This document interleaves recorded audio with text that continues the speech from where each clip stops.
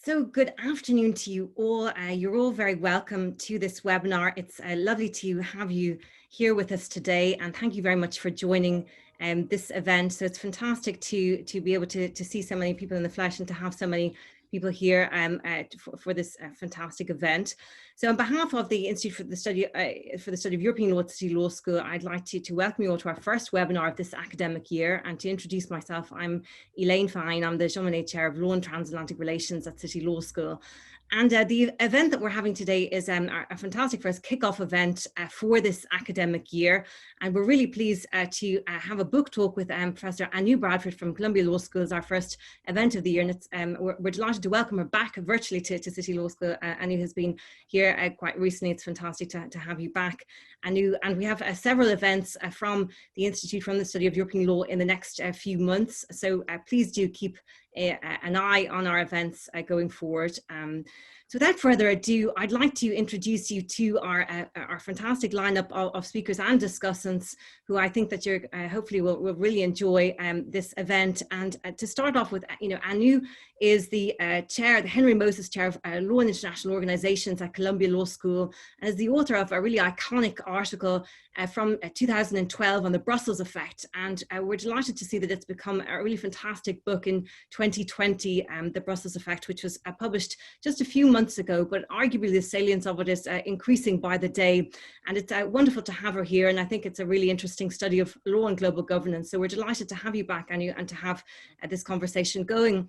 But that's not at all where it starts and finishes. We've today got three fantastic experts who are discussants in EU external relations law, international trade law, and international law, who are joining us to debate this book. And first of all, I'd like to welcome Christina Eckes, who's the Professor of European Law at the Amsterdam Centre for European Law and Governance in the Netherlands. And Christina has also been welcomed back to City, having given a fantastic book talk on her new OUP monograph, EU External Powers Under Pressure, which was published last year. So it's lovely to have you back, Christina. We're also really delighted to have Mona Binchen-Paulsen to join us, who's just joined the London School of Economics from Stanford Law School and also from NYU. And she's a fantastic scholar in the area of international investment law, international economic law, international trade law. So Mona, it's fantastic to have you in the UK and to virtually get to see you and to interact with you in this environment. And last but not least, it's wonderful also to have Professor Cedric Rijngaard, who's the Professor of International Law at Utrecht Law School. And Cedric has been the holder of two extremely prestigious grants in recent times that he's finished and just published on. And the first is an NVO VD project, which is the Netherlands, one of the highest research prizes that can be awarded there. And also he had an EURC starting grant and on jurisdiction. And he has a fantastic new monograph published by OUP in 2020, just shortly after I hear on jurisdiction in international law. So Cedric, it's wonderful to have you, and we're delighted to hear your views on the reception of laws by states across borders and regional organizations. And I know you've done some very interesting work on the EU and also on data matters. So just to give you a lineup of this event, we're trying to have a slightly American style event, if that's possible, in this to give the transatlantic spin, and to have Anu give a very short overview of her book. And all of the discussants have picked a chapter of two of the book that interests them or relates to things that they do or that they know. And they're going to speak for about 8 minutes or so on these topics, and then we're going to have Anu respond. But we'd really love the audience, because there's so many fantastic, interesting people who are in the audience and so many amazing backgrounds of all different types of backgrounds. But we've deliberately tried to advertise this in a very broad way. So we'd like to get the conversation going, and we hope that this intersection of areas is a very good representation of the complexity of how EU law operates globally and the forces of globalization, but also the idea of the Brussels effect as being a very important narrative, a conversational starting point for understanding how the EU acts in the world. And the event has been recorded, to my knowledge, and hopefully we'll be able to make this video available to participants and to a wider audience. But your questions will be in the chat. I will moderate them, and I will verbally articulate that. That's the right word. Without further ado, I'm delighted to hand over to Anu. Anu, you're very welcome back, and we're delighted to hear more about your book. Wonderful to be here. Thank you so much, Elaine, and thank you everybody for joining in. So let me delve right in. Why did I write the book, The Brussels Effect, How the European Union Rules the World? And the book is my response to this existing rather persistent conversation about the weakness of the EU. This narrative that the EU's best days are over, that it barely matters, and that it has very little say over the state of the world and the course of history anymore. So this narrative of the EU's inevitable decline contradicts with what I observe daily in my research and teaching. In contrast to this, I actually see the EU that is very powerful and that is very influential, that very much continues to shape the world to its liking. And this is the EU's influence through rules and regulations. So it is also the story about the power of law. So let me start with a couple of examples. So if we think about, for instance, the powerful American companies in the digital economy sphere, if you think about the privacy policies of companies like Google or Facebook or Microsoft or Apple, they follow the GDPR, the General Data Protection Regulation of the European Union, as their global privacy policy. If we then think what kind of speech companies like, again, Facebook or Twitter or YouTube take down from their platforms, they do not follow the American Constitution's First Amendment when they determine what constitutes hate speech. They defer to European notion of hate speech, not just in Europe, but also beyond that. And this is not just an example where the European Union law shapes the digital economy or affects American companies. This is something we can detect across the world and across different industries. The EU law also determines how timber is harvested in Indonesia, what kind of pesticides African farmers use when they cultivate cocoa, and what kind of chemicals Japanese toy manufacturers put into their toys, what kind of facilities the Chinese dairy manufacturers have in their factories. It also determines what are the privacy settings for Latin American internet users in their devices. So in short, this is the example of the European law penetrating across the industries and across the global marketplace. It is the kind of power that affects all of us every day in different ways. It affects the food we eat, the air we breathe, and the products we are producing and consuming. And I capture this European power with the term the Brussels effect, referring to the European Union's unilateral ability to regulate the global marketplace. So the question that seems obvious is, why do we see the Brussels effect? Why European Union? Why don't we see the Washington effect? Why don't we see the Beijing effect? So why the EU has this power? It does start from its large market size. It is one of the largest and wealthiest consumer markets in the world. There are very few global companies that can afford not to trade in the EU, so they need to follow the EU rules. But what makes it interesting is that these companies choose to follow the EU rules also with respect to their production and operations in different parts of the world, because they want to avoid the cost of complying with different multiple regulatory regimes. So this is how the market forces and the company's self-interest converts the European law into a global regulatory power.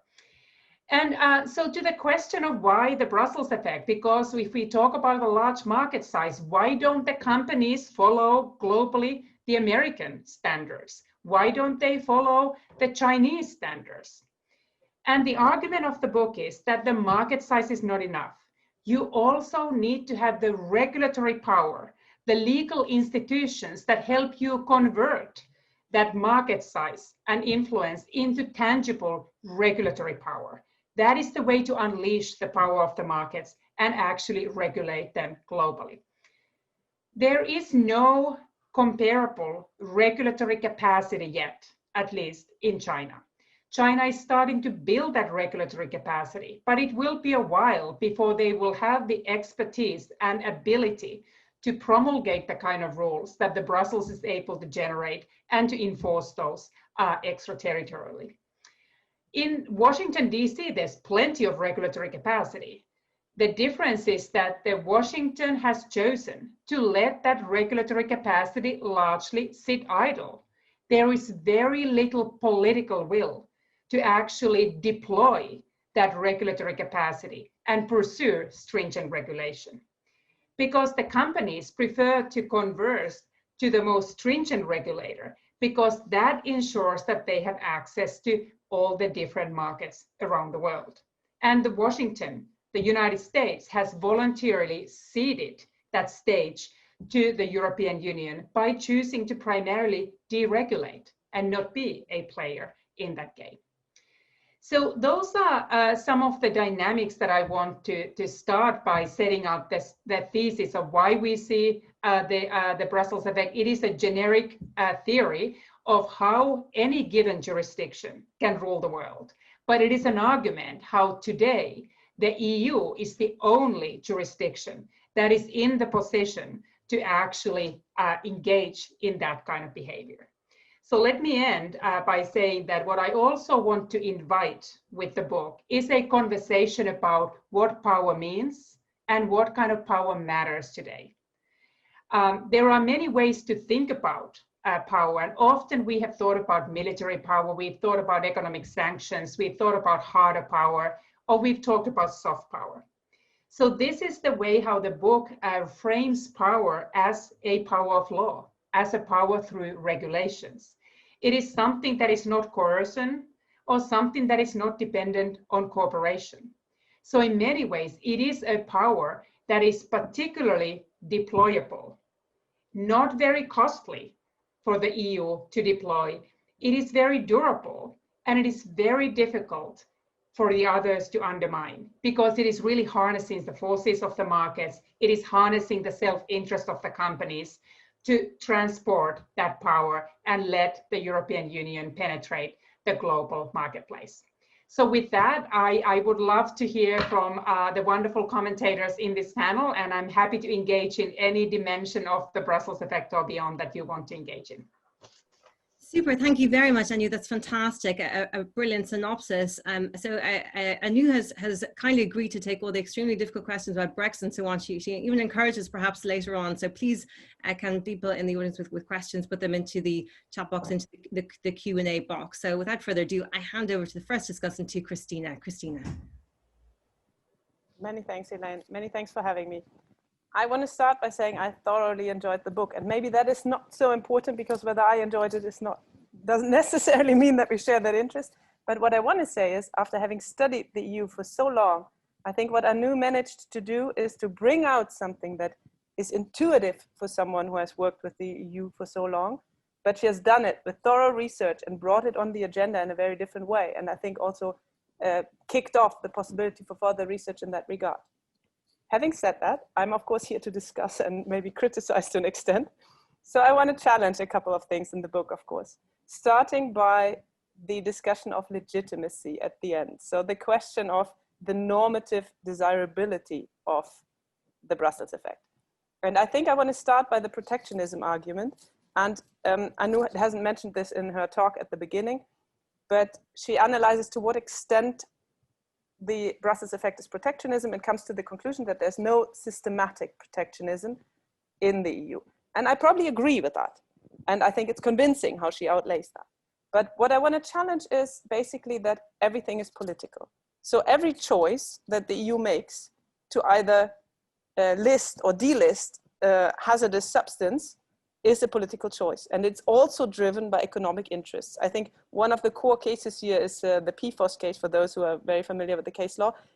A clear consideration in the council to not list a hazardous substance, even though there was convincing evidence that it is hazardous, simply for economic reasons, or at least to delay it at the time. And I think we can also see this in many other aspects. I mean, we have all seen the discussions of the council sponsorships, for example, where we have big oil, where we have car companies, where we have Coca-Cola sponsoring member states' presidencies of the European Council, which is, of course, something that lets us wonder to what extent they do have an influence. And in the book, you mention that in particularly excessive corporate influences happen abroad, but they also happen in the European Union. I mean, I don't doubt Citizens United is probably a step further, and you mentioned that, but we still have it here.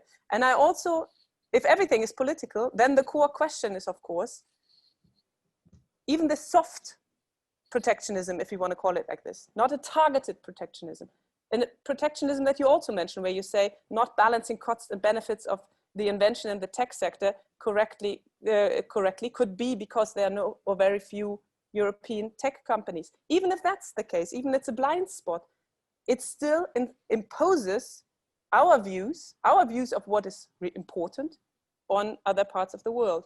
And we deny preferences, as you say yourself. And we are asking others by playing by our rules.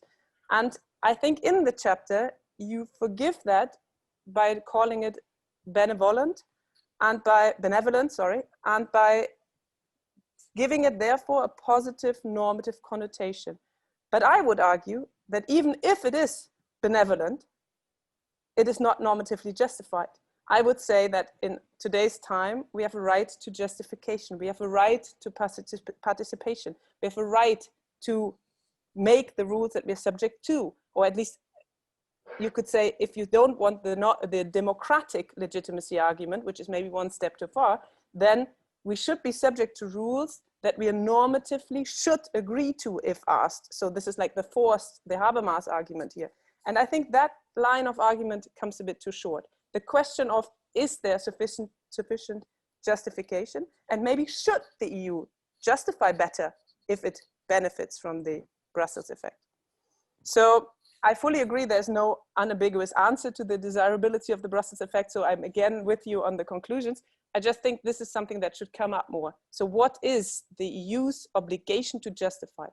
And the other, and that is, I think, closely related to the second part and the regulatory imperialism that you bring forward. And in that context, I think we can also consider the future that you discuss in the book.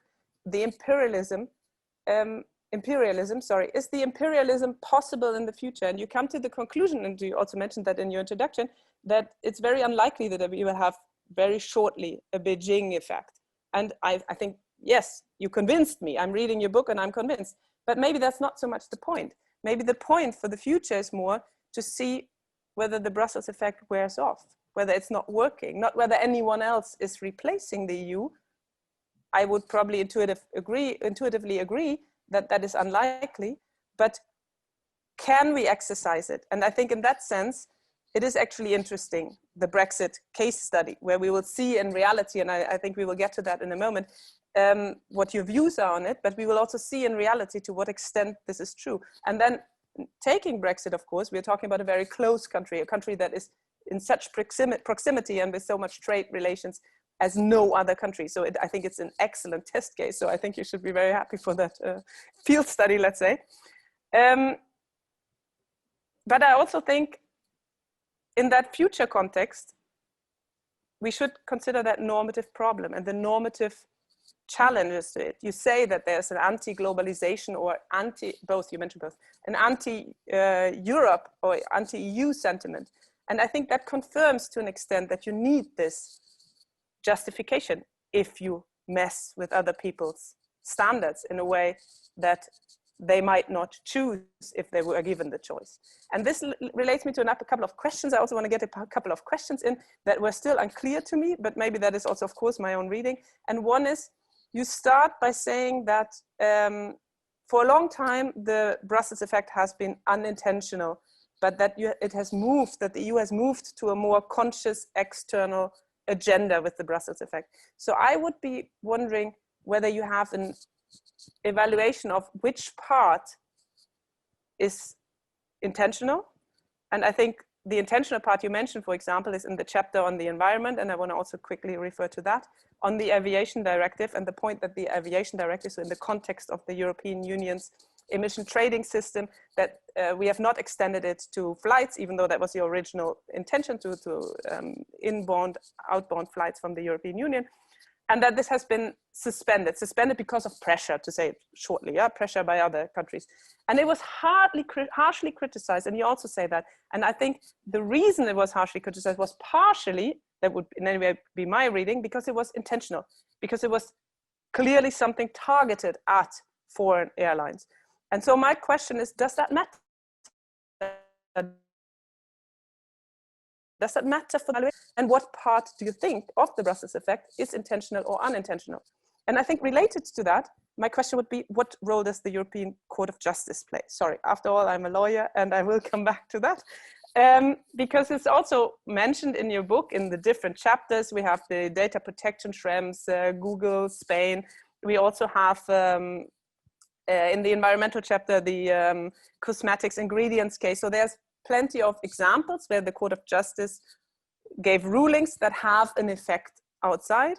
And if that squarely falls within the Brussels effect, and that's how I read it, that is of course not easily controllable. I mean, luckily, after all, we have an independent judiciary in the European Union. So it is in any event not controllable by political forces very directly.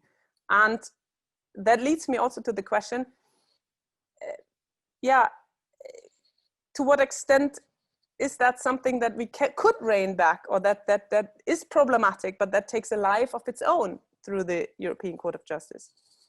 And I mean, we have seen in the Schrems 3 case very recently how far-reaching the consequences can be, for example, for data exchange. So it's really something that is also playing, continuously playing, I want to say. Many thanks, my comments. Super, thank you so much, Christina. That was fantastic. Very interesting comments. If it's okay with everyone, without further ado, I'm going to move on to the next discussant, and we're going to bulk up all of the questions and discussions afterwards. And there's some great questions coming in also. So without further ado, I hand over to you, Mona. Thank you, Mona. The floor is yours. Thank you very much for having me, Elaine, and to Anu as well for the book.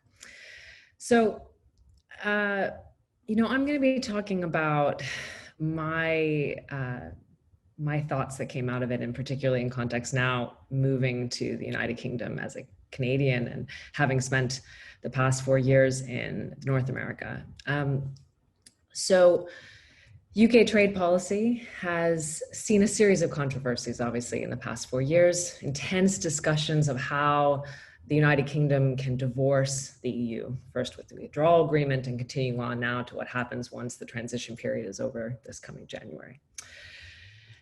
And as an international lawyer, I'm tasked with thinking about what UK trade policy will be, right? And having to develop everything from UK tariff schedules through the World Trade Organization, the multilateral trading system that operates to allow governments to do that, from border controls and the simple matter of all of the paperwork and bureaucracy that has to come with it. So for example, in the news just in the past few weeks, you see discussions about Dover Port having to face full customs controls for the first time. A system has to be handled to handle 200 million new declarations a year. And this all depends on intricate border management that has to be accomplished and is being reported by the major newspapers. And current reports, just even from last week, talk about the last round of UK-EU talks as still being stuck on this level playing field, rules to ensure fair competition between British and EU companies. Brussels' attempt to offer a zero tariff trade deal that meant abiding by EU standards on environment, worker, consumer rights, state support for companies. All these issues are still up for discussion, still gaps with respect to fisheries, fishing. And on top of all this, of course, I'm sure many of those in attendance know that there is the initiation of a current question with the United Kingdom initiating this internal market bill. Separate track, of course, from the trade negotiations, but still it is a threat to those negotiations in many ways, because it is an effort to create domestic law that says that they may proceed to address some of the issues they feel that came out of the withdrawal agreement. I'm simplifying, of course, for the nature of this brief talk about Anu Bradford's book, but it is a direct breach of those agreements that they negotiated last year. And so it is a breach of international law. And of course, when you think about that in the context of the trade agreements that are going on, it's what, one EU official noted in the papers last week, as if having a loaded gun. And you can imagine with these political officials having to sit down at a table together, perhaps a virtual table, but nonetheless, it is akin to having a loaded gun sitting at the table directed at EU officials. And so I want to raise 2 points from all of that context, right? The first is the desire by the UK to break from the EU. And I wonder whether that break is more apparent than real. So a few days ago, the Prime Minister said the EU needs to understand we are utterly serious about controlling our own laws and regulations. Well, can the UK really control their own laws? Is there such a thing as this absolute regulatory sovereignty? Well, the Brussels effect, coined by Anu Bradford in her book, and her explanation that it's often cheaper for a multinational company facing several regulatory regimes to follow the most stringent, and in this case, international companies will adopt EU regulations across their global operations, and it means many European rules are likely to prevail throughout the UA economy, regardless of what the British government says or does. Second, the United Kingdom really has to get back to basics when it comes to trade. This means the development of those UK tariff schedules. It has to apply products, UK imports on an MFN basis throughout the end to the transition period when the UK is no longer bound by the EU's common external tariff. And there's the creation of the UK global tariff, which will try to increase competitiveness of UK imports, but there's a cost benefit there of how different they can actually be from the EU's custom tariffs to try to ensure stability and security to those companies. And, you know, obviously with all this discussion about trade, you know, it's a very sort of going back to discussing goods as if goods are made in one spot and are shipped off to another. But as Bradford's descriptive claims throughout her book shows us, trade is not just about single goods being moved from country A to country B. It's much more about rules and standards. So as Alan Beatty reported in the Financial Times, and also as elaborated within Bradford's book, one of the examples is, of course, this idea of REACH and with respect to the use of chemicals. And here you had companies and the Society of Motor Manufacturers and Traders, a big UK car lobby, asking to not have initially the EU's tough regime on the use of chemicals, and then asking later to not have it replaced, but maintained, because they would be at a significant disadvantage in terms of cost and ability to innovate. So to get into the EU market, businesses don't just need low border tariffs, right, but common rules and standards. And this makes perfect sense when considering Bradford's observations that the EU status as the world's most valuable consumer market, that the EU regulates the environment and consumers, what she calls inelastic targets. And she then highlights other features that led to the Brussels effect: market size, regulatory capacity, political will, those inelastic targets, non-divisible production. If I missed anything, I'm sure she'll be happy to tell me. And my last point is to reflect back to this UK issue again, right? So in March 2020, Elizabeth Truss gave her first speech since the UK took its independent seat at the World Trade Organization. And I reviewed that speech, and she spoke about participating in WTO rule reform to address current tensions related to industrial subsidies, state-owned enterprise, forced technology transfer. These are major priorities for the largest trading partners, the EU, the US, for dealing with China's industrial practices. And the UK spoke of tackling climate change and easing restrictions on cross-border data flows. But the fact remains, when I checked the UK government site for implementing the United Nations Sustainable Development Goals, that the last reports on the site are from 2019. And of course, this makes sense. The UK is very busy with all of those basic issues that have to be addressed in forming its trade policy. And the EU is taking the lead. Europe is setting goals for a climate neutral Europe by 2050. The EU is beginning a new trade policy, the EU Green New Deal. It's set the standard for data protection. And having come from Silicon Valley, I know firsthand how companies are attuned to the GDPR, even though they're based in the United States. And Britain certainly has been busy, but it's almost impossible. And I wonder whether or not it is not focused on today's reality. Right? COVID-19 has shown how incredibly interconnected we all are, densely interconnected. And there's rising economic statecraft, and states are seeking to preserve more power through coercion and statecraft. And so I'd be curious to hear from Anu Bradford about what the impact of weaponized interdependence might impact the Brussels effect now. This idea that states are leveraging global networks of information and they are dealing with financial exchange, all for strategic advantage. Or more broadly, how the evolving relationship between economic globalization and state coercion may impact those companies that are making decisions about entering a market and staying there. And we can't forget, of course, that the growing US-China tensions in many ways are centered on China's position as a major producer and consumer of tech standards. But the UK needs to argue a certain line, that of independence, and by doing so, rather than acknowledging all of these new complexities that have entered the world, they're retaining this idea and this line about independence and sovereignty. But we're in a world where the global economy is quite different, and Bradford's impressive book shows us this. And the partner that the UK wants to divorce is clearly a powerful player, and ongoing cooperation and coordination is crucial. And at the same time as we're trying to make new international law, well, we are not, the United Kingdom is, they are also seeking to break it, albeit in a specific and limited way, although I would argue not in a specific and limited way. And so I would have said that actually in reality, the UK's largely must align or continue to align with the EU to ensure the stability for the businesses. And this signals then that we can't look to the past actually, but the UK needs to understand that it's about to step into a world where no state is actually independent anymore. So I'll leave that there. Thank you very much. Super, thank you so much, Mona. That was fantastic. Very, very interesting thoughts indeed. Wonderful stuff. So we'll now move on, last but not least, to Cedric. Cedric, over to you. Thanks a lot, Elaine. Thanks a lot for inviting me. It's really a great honor to be invited here, and congrats on pulling this off in these trying times. I have to say that Anyu's work has had a huge influence on my own work on the law of jurisdiction, extraterritorial jurisdiction. And I refer especially to an article that has already been named by Anyu in the Northwestern University Law Review in 2012.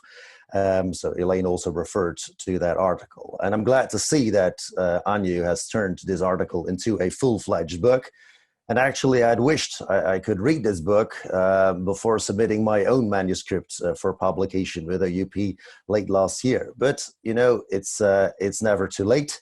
So I took the opportunity to read Anyu's book during the summer break. Now, you know, the summer break is not the ideal time to digest law books, but I was happy to make an exception for Anyu's book because she presents her arguments there in a rather non-technical manner with endnotes rather than footnotes. And this way, she can also reach a wider audience. And I have to say, she continued to capture my attention even in the sweltering August heat in the Netherlands. You know that my background is in the law of jurisdiction, as I just said, and that means that I'm interested in the limits which customary international law on jurisdiction imposes on the reach of a state's laws, and include also then the reach of EU law.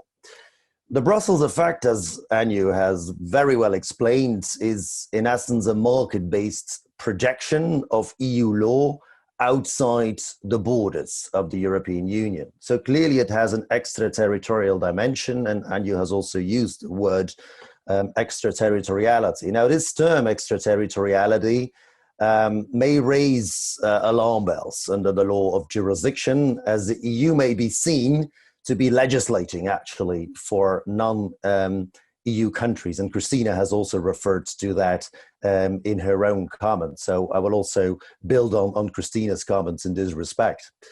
So I'm a public international lawyer, and then my interest was specifically piqued by a question posed in a section of chapter 8 at the very end of the book.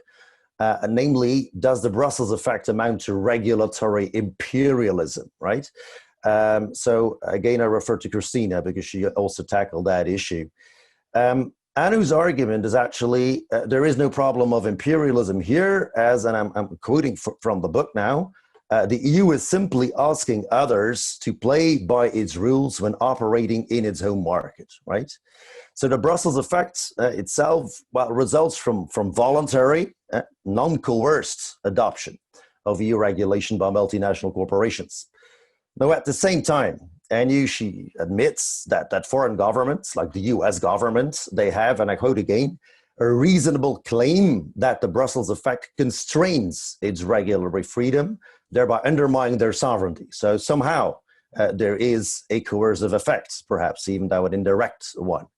So this all appears to suggest that this hallowed principle of non-intervention in public international law might be at stake. So let me now give an example that was not yet fully developed in the book because it's so recent. It's the Schrems II decision, as Christina has already referred to, which famously or infamously perhaps invalidated the privacy shield which governs data transfers between the EU and the US on the grounds that US surveillance law was not in keeping with EU fundamental rights.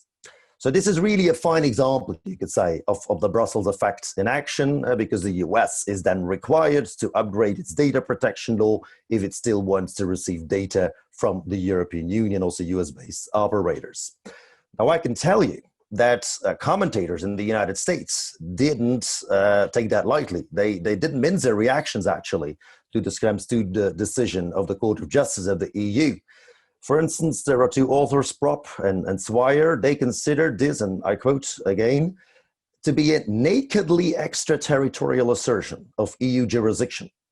There's another writer, Stuart Baker.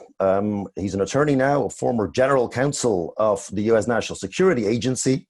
He considered Schrems II as gobsmacking in its mix of judicial imperialism and Eurocentric hypocrisy. I thought it's astonishing and so on, raising the threat of massive sanctions on American companies.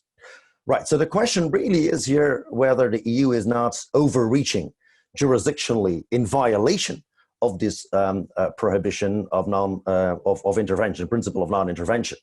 So when applying EU law to this kind of transnational situations, should the EU not pay more heed to foreign interests? Question mark. And this is a legitimacy question indeed. Now, at one point, Anu admits that the Brussels effect may be in tension with a particular branch of international law, the law of the World Trade Organization. Anu discusses the hormones case, the GMO case, which the EU lost before the World Trade Organization, and the EU then went on to, well, patently refuse to comply with the WTO decision. So we do see a violation of international law here, a refusal to comply with the international rule of law. Quite interesting. But what I'm going to say here is that the application of EU law to foreign conduct, and even the Brussels effect in itself, may sometimes be in tension or to be seen in tension with international law. And in fact, that the EU, we may want to take foreign concerns more seriously. And in my own work, I have suggested a number of tools to do so, such as linking this EU unilateralism to common concerns, possibly laid down in international law, like climate change, for instance. And in that case, perhaps the EU simply serves as an enforcer of international law rather than a truly unilateral actor. I've also said, well, perhaps we should ensure that foreign actors can participate somehow in the formation of EU law, and I agree that to a certain extent they already do.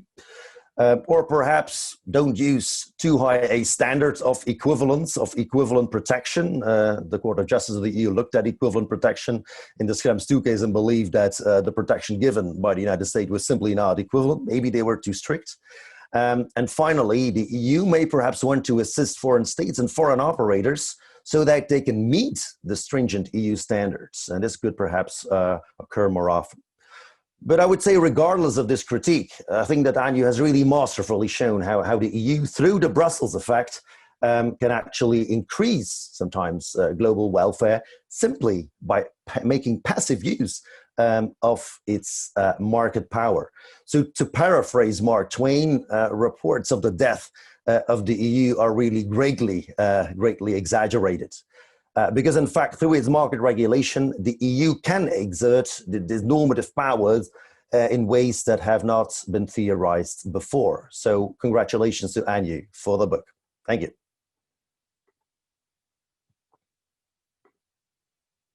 That's fantastic. Thank you very much, Cedric, for that. That's fantastic comments. Very interesting indeed. I'm going to hand back over now to Anu, if that's okay with you, to perhaps synthesize or deal with some of those comments, and we can take some questions coming through, and we can continue to take more in due course. But Anu, I'll hand back over to you now.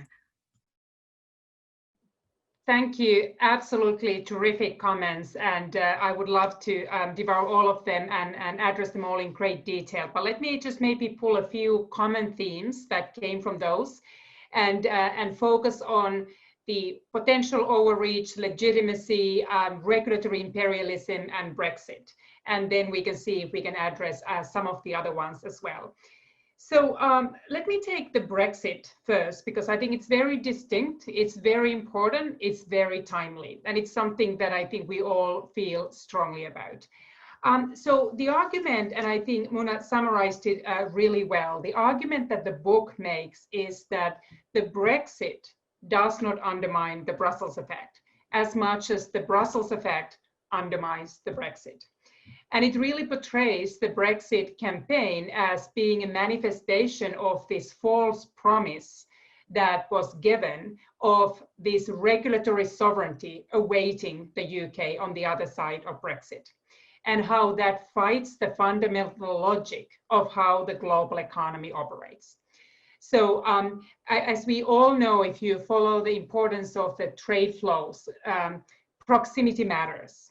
And the companies do trade much more with the markets that are close to them. And you cannot change that fact. Even today, almost half of the UK's trade is destined to the European Union. The European Union is the #1 destination for critical UK industries, ranging from aerospace to pharmaceuticals, financial services, automobiles.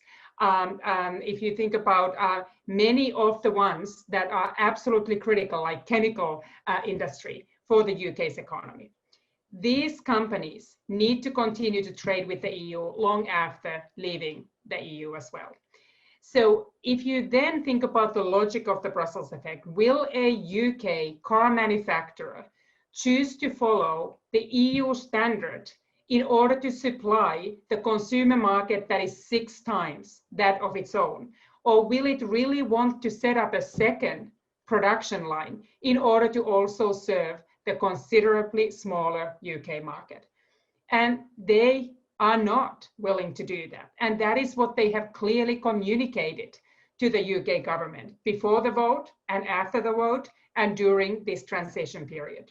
So there is this very fundamental gap between the political imperative of Brexit and the unwillingness to walk away from those promises that were so integral to the campaign.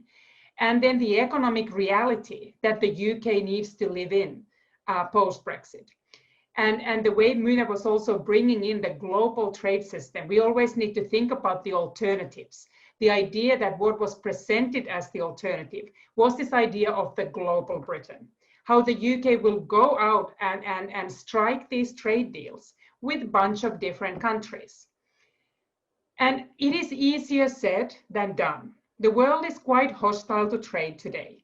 And I would not bet on the pro-trade sentiments in the US Congress right now. It is not very easy to negotiate with the United States. And if you look at the interest of the UK and the US on many fundamental issues, whether it's the WTO reform, whether it is the climate change, whether it is broader foreign policy issues, Iran deal, anything, they don't see eye to eye. It is very difficult to count on them being able to then discuss a trade deal, especially when we start delving deeper into issues like food safety, environmental standards. The UK population is not willing to sell out those standards in order to have a trade deal with the US, especially if that forecloses the opportunities of the much closer and more important trading market for UK companies. And then the WTO is also, unfortunately, if not in shambles, at least in a very difficult position, whereby we do not have a functioning permanent dispute settlement mechanism there. It is very difficult to see that the new standards would be able to agreed upon when the international cooperation is so fragile and the institutional commitments towards the WTO are also very thin.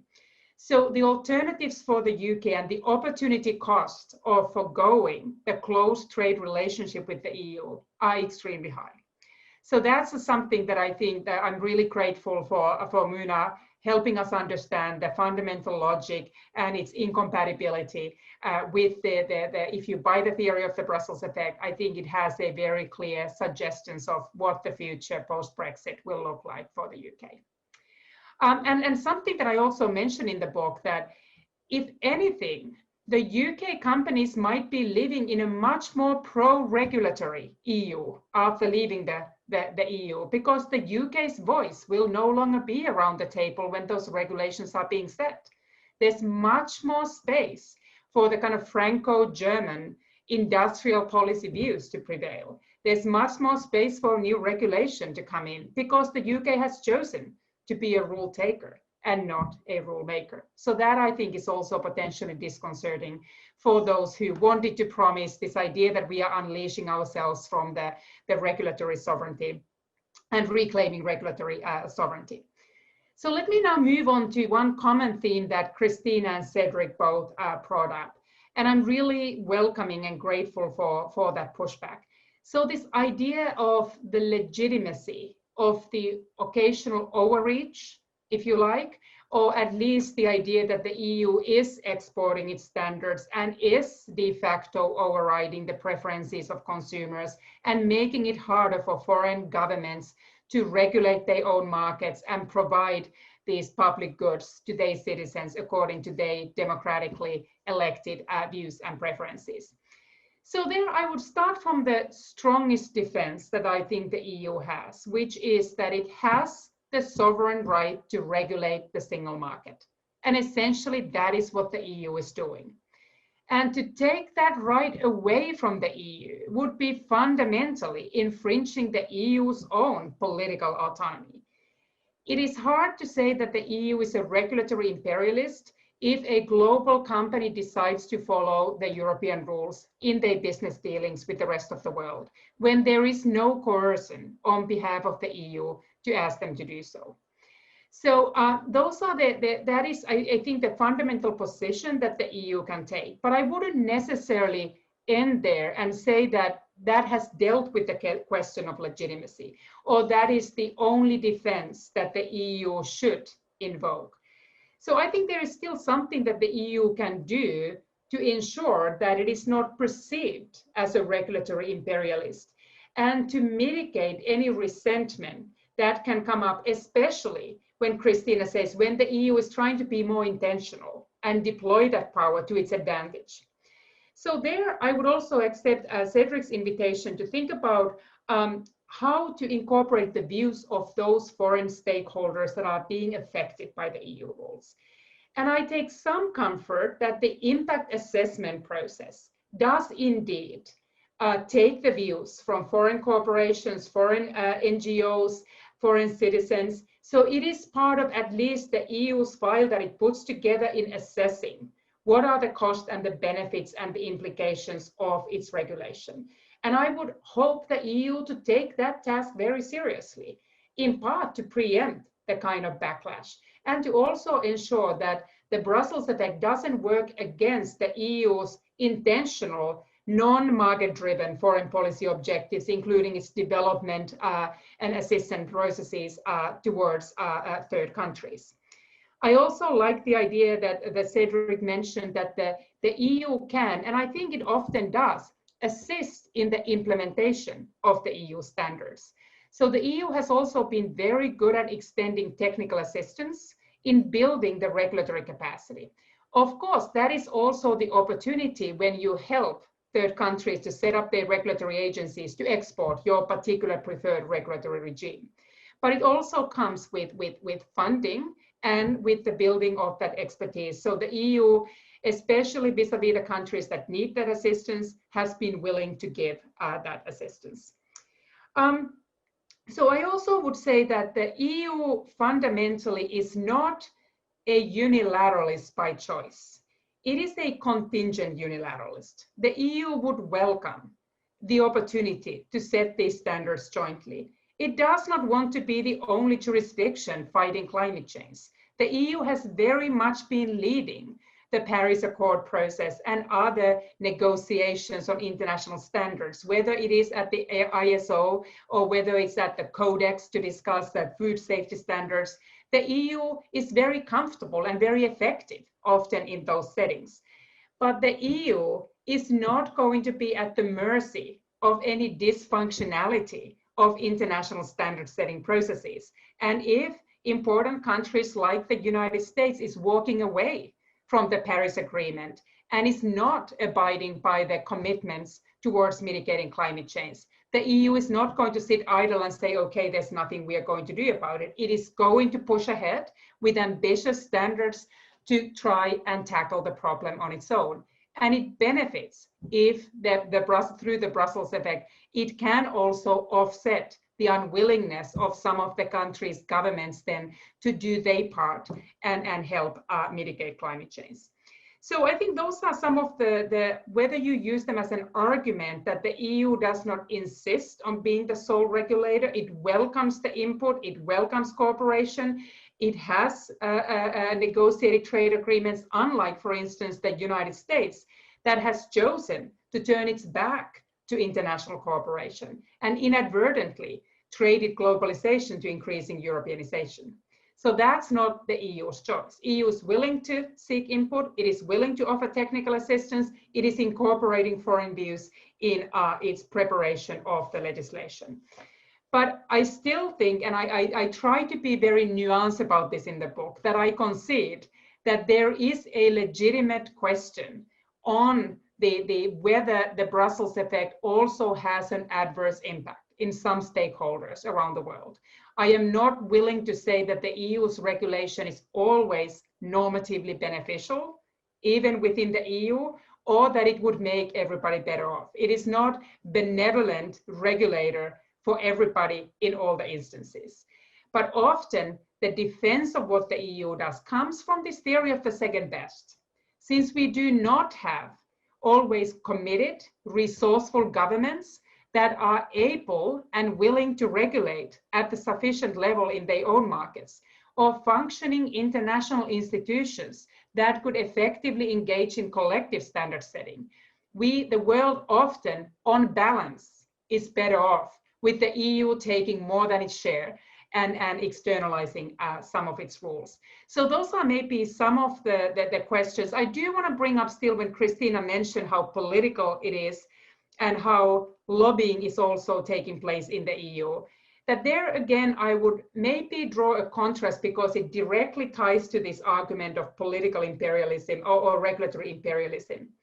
There's a lot of research now showing that yes, the corporations are having impact in the outcomes of the EU regulations, but that influence is very much balanced by the influence exercised by civil society and, for instance, consumer organizations. And that is a big discrepancy to how lobbying works in the United States.